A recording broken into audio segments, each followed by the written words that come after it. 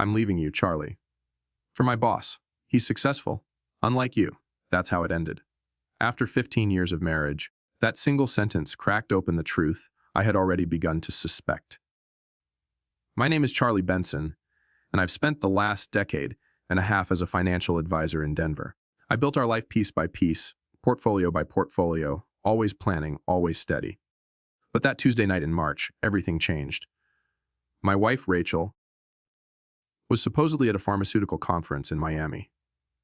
Instead, she called to drop the bomb she wasn't coming back, and she had already emptied our joint investment account. But what Rachel didn't know was that I had already seen this coming. Suspicious trips, odd charges, phone calls from her boss, Logan Pierce, at 11 p.m. I'm a numbers guy. Patterns speak louder than words. So 3 months before that call, I moved nearly all our assets into a separate trust under my name. The joint account, she thought she drained. A decoy with just over 200 zozazan, and even that transfer required my approval. Her betrayal wasn't a surprise. It was a trigger. And while Rachel thought she had taken everything from me, what she didn't realize was she had just played herself. The next morning, I sat alone in my home office, a cup of black coffee untouched beside me, watching the numbers on my screen blink, 212,000, pending approval. I didn't click deny. I didn't click approve. I just stared. The quiet hum of my desktop was the only sound in the room. 3 months earlier, I'd redrafted all our financial structures under a new trust solely in my name. Rachel had signed the documents in a rush, more concerned with replying to texts than reading the fine print.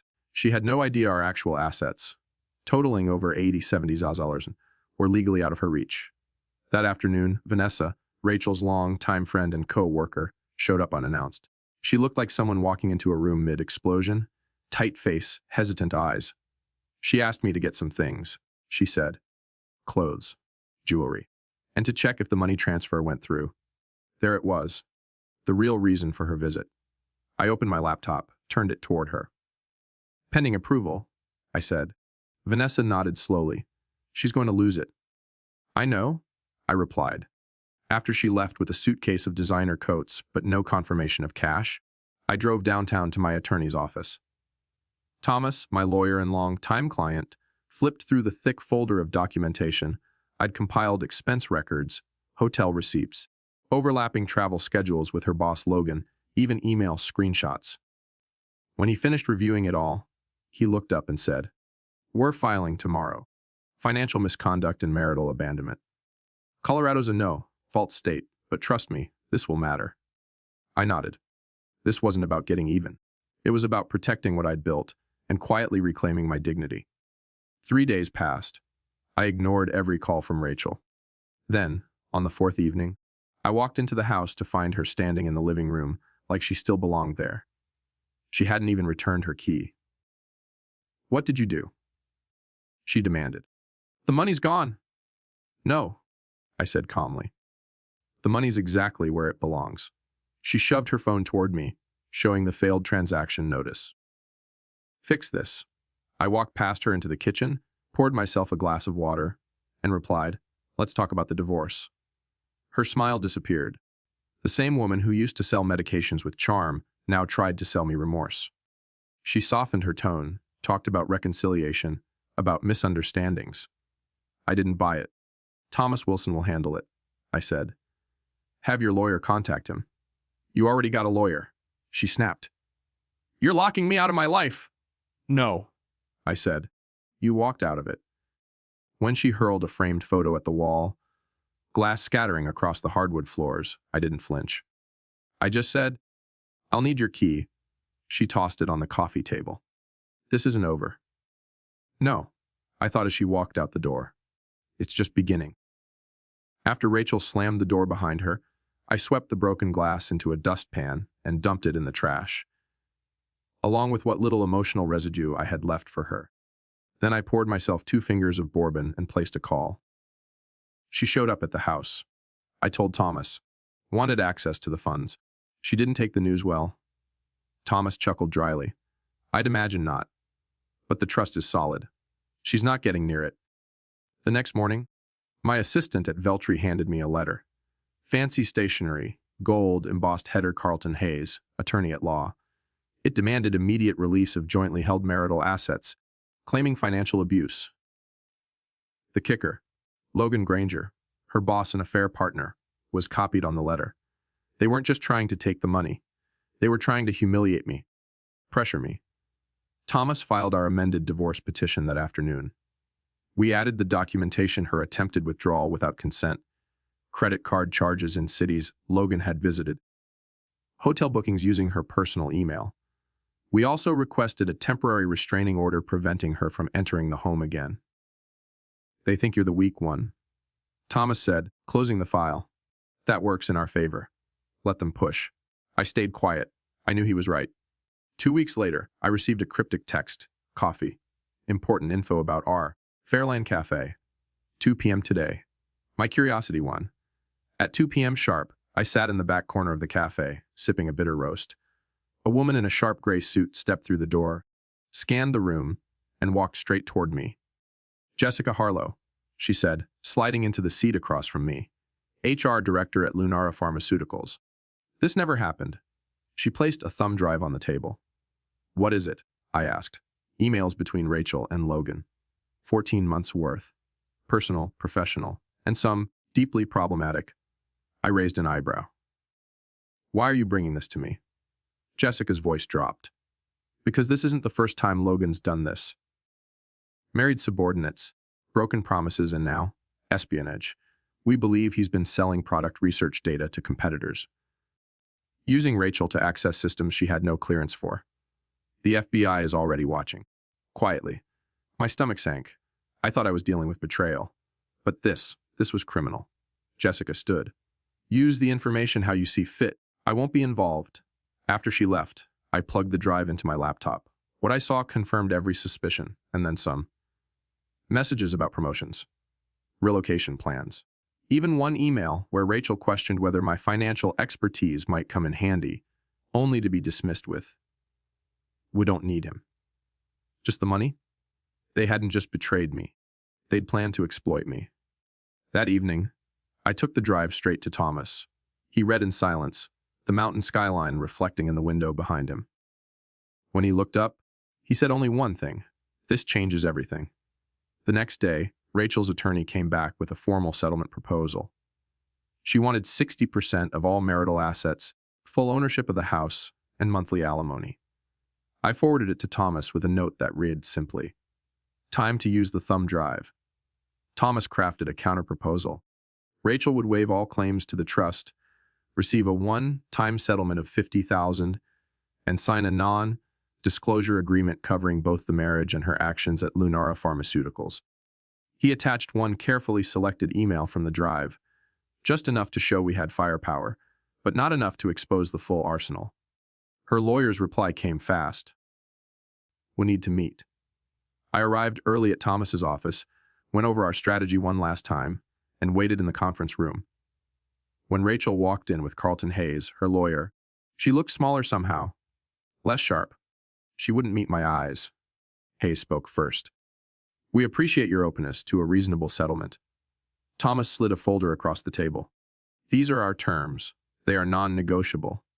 Hayes read silently, his confident expression fading. $50,000 in silence. "That's insulting.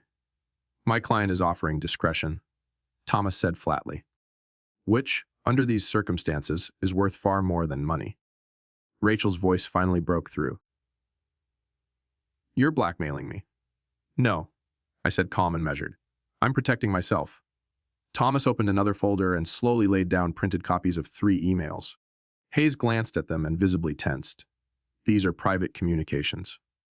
"They're evidence," Thomas corrected. "Evidence of internal policy violations, potentially federal crimes." Rachel turned pale. "Russell said it was just market research, that nothing we did was illegal." "But you accessed secure files," I reminded her, "and sent them to a personal account. After hours. That's espionage whether you knew it or not." Hayes whispered something to her. She shook her head several times. Then he turned to us. "We need a moment to confer." "Take all the time you need," Thomas replied. "But know this, the FBI won't need much." They stepped out. Thomas leaned back and smiled faintly. You're doing great. Steady and strong. I nodded, staring at the empty chairs across from us. This isn't how I imagined it ending. 20 minutes later, they returned. Hayes no longer looked smug. My client is prepared to accept your terms, with one addition. She wants written assurance that none of this will be disclosed to Lunara or any law enforcement agency. Thomas looked to me. I studied Rachel's face, the same face I once imagined growing old beside. Whatever she had done, I didn't want to see her behind bars. Agreed, I said. As long as she signs today, no more delays. She signed. And just like that, 15 years of shared life ended with a few strokes of a pen. Rachel walked out of that room with a check, her secrets, and no claim to the future I was already rebuilding. The silence after Rachel left was deafening. Thomas broke it by sliding the signed agreement into a folder. Congratulations, he said. You're officially free in 90 days. I nodded. It didn't feel like a victory. Just necessary. What about Russell? I asked quietly. Thomas gave a half shrug. Not our concern anymore. But it was. Not because I still cared about Rachel or what she'd thrown away, but because I believed people like Russell shouldn't get to slither away untouched. He hadn't just wrecked a marriage. He used her to steal confidential information, weaponized someone else's loyalty, and walked away like he'd just closed a deal. So that evening, I did what I'd been quietly planning since my meeting with Jessica Harlow. I created a new email account with a burner address, attached select documents from the thumb drive, only those involving Russell's actions, and sent them to Lunara's CEO, the compliance department, and the company's legal counsel. No commentary, just the evidence. Then I deleted the account. 3 days later, a short article ran in the business section of the Denver Post. Pharmaceutical executive resigns amid internal investigation. No details, no drama, just the line. Russell Phillips has stepped down from his position at Lunara Ventures effective immediately. Rachel texted me one sentence.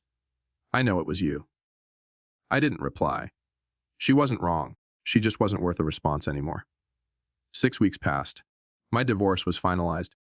Thomas handed me Rachel's new employment contract. She had taken a job with a small pharmaceutical distributor in Phoenix. Entry-level sales. No corporate card, no first-class flights. Meanwhile, Russell was reportedly unemployed and facing a quiet federal inquiry. Thomas grunted. She had to sell her car to cover rent. That 50 grand won't last long at her burn rate. I didn't feel triumphant. Just finished. That part of my life was over. Clean break. No loose ends. Then something unexpected happened. A certified letter arrived from Lunara Ventures. I braced for backlash, but it wasn't a threat. It was an offer. They wanted me to consult for their new financial compliance division. We believe your expertise and ethical standards could help rebuild trust across our organization. Jessica Harlow had signed it personally. In the margin, she'd written, "Justice comes in unexpected forms." The next morning, I accepted. 2 months after I signed the agreement with Lunara, I was settling into a new routine. One that didn't involve damage control, just building something meaningful from the ground up. My role as Director of Financial Compliance wasn't flashy, but it was honest work, the kind of integrity, first environment I hadn't seen in years. Then, out of the blue, I got an email from Vanessa, the same friend Rachel had sent to gather her things from the house. Grant, I thought you should know Rachel and Russell split.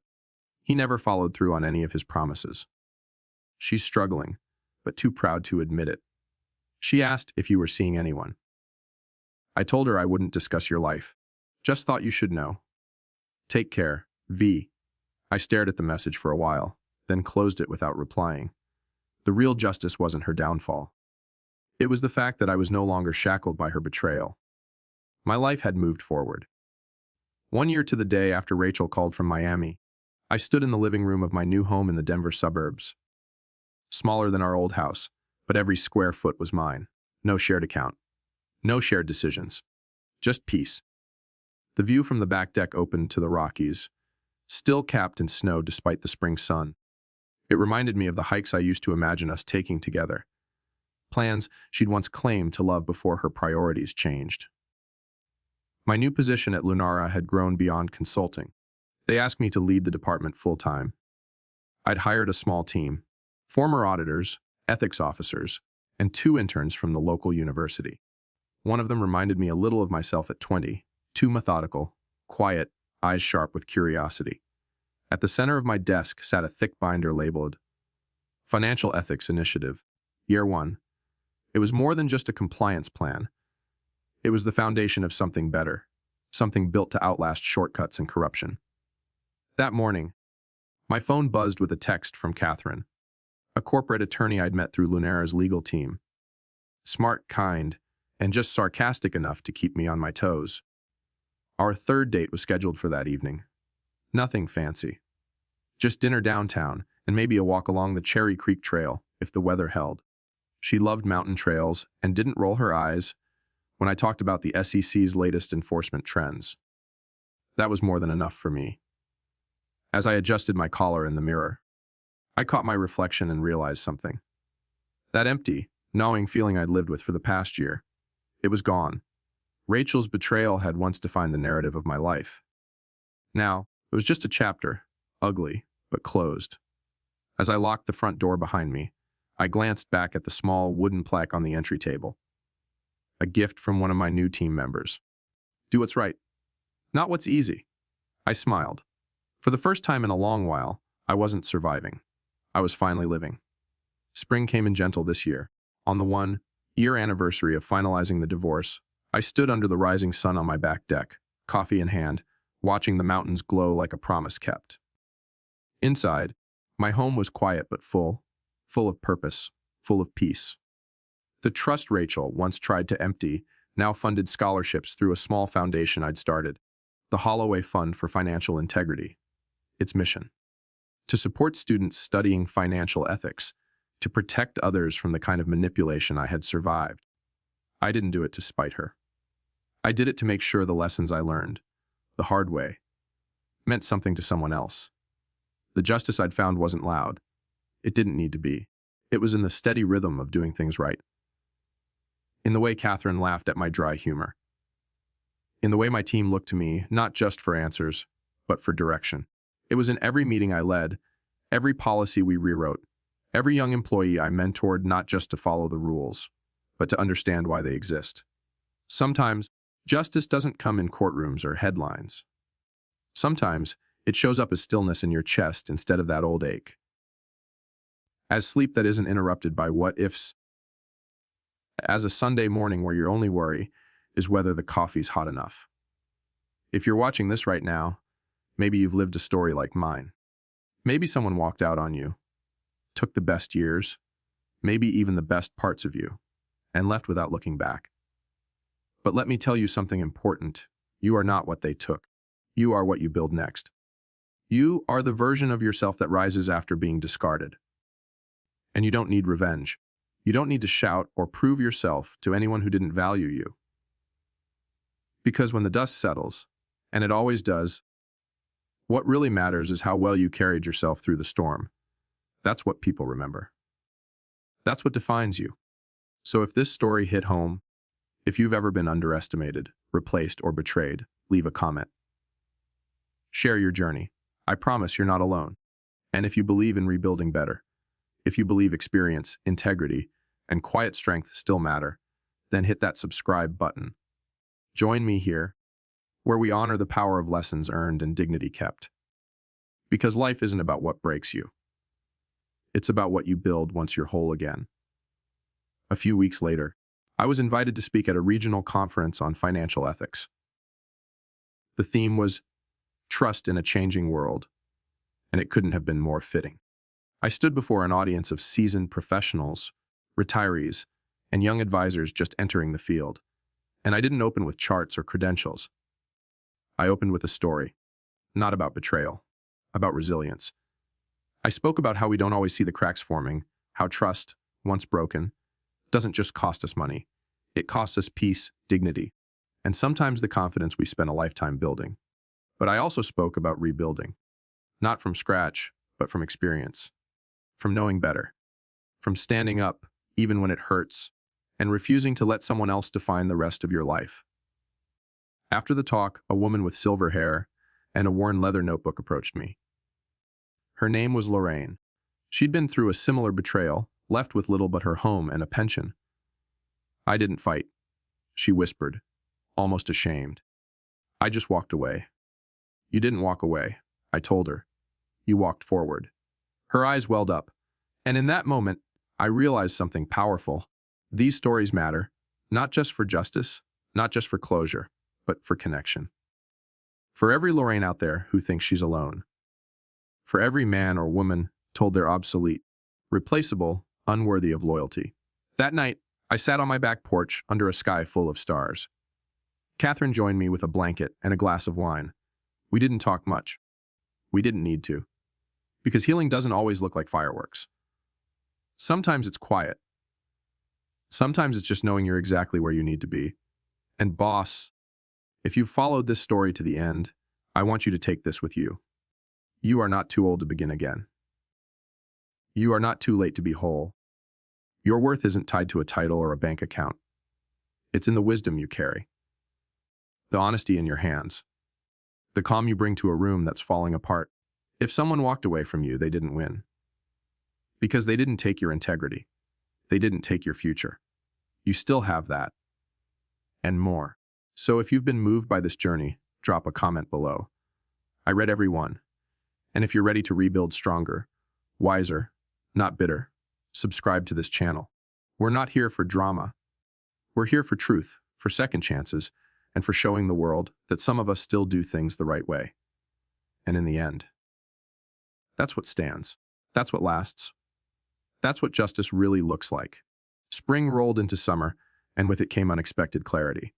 One afternoon, I was organizing old files in my home office, part nostalgia, part closure, when I came across a weathered folder labeled Plans Aspen, Year 9. It was the itinerary for a trip Melanie and I never took. I'd planned it meticulously, back when I still believed a romantic weekend could patch what was unraveling. I stared at the dates and smiled, not with regret, but with recognition. That man had tried, earnestly, patiently. That version of me deserved better. I tucked the folder back into the drawer, not to forget it, but to honor how far I'd come. The work with Lunera's compliance division continued to grow. We implemented new transparency systems, rebuilt trust with internal teams, and launched a mentorship program for young professionals entering financial services. One of our interns, bright, eager, maybe 24, asked me during a break, "Mr. Holloway, how did you not give up when everything went sideways?" I paused before answering. Because I wasn't the one who lost something. I was the one who got free. He nodded slowly, the answer sinking in. And in that moment, I knew my story was no longer about Melanie or Russell. It was about what happens when you refuse to let betrayal break your principles. When you keep showing up for your life, even if it looks nothing like what you imagined. Later that week, I received a letter from a local community college in Phoenix. It was a simple update on a scholarship fund I'd anonymously set up in Melanie's mother's name.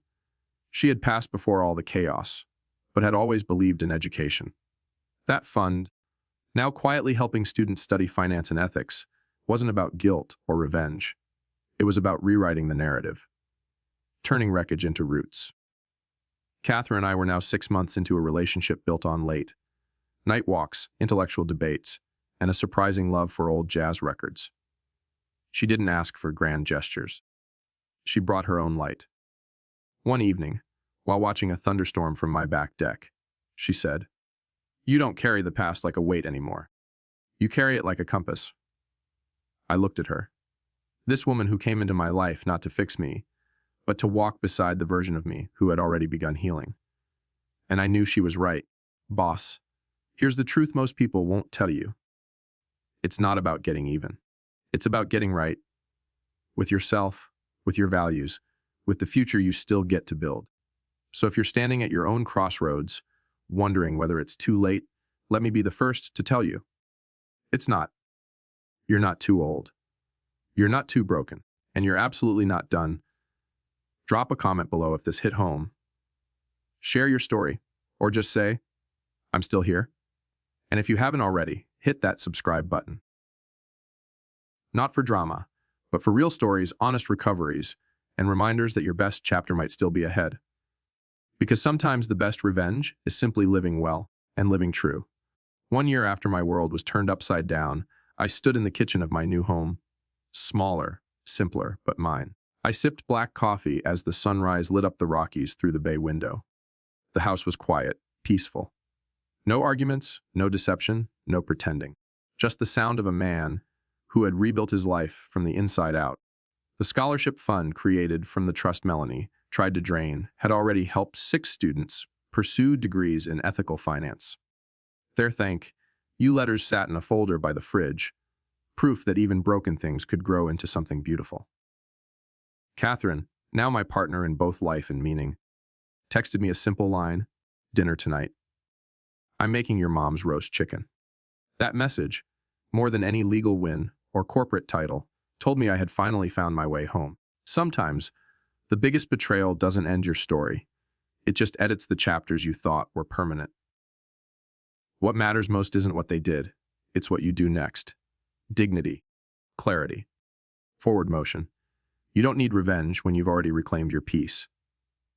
Have you ever been counted out, only to rise stronger? Drop your story in the comments below.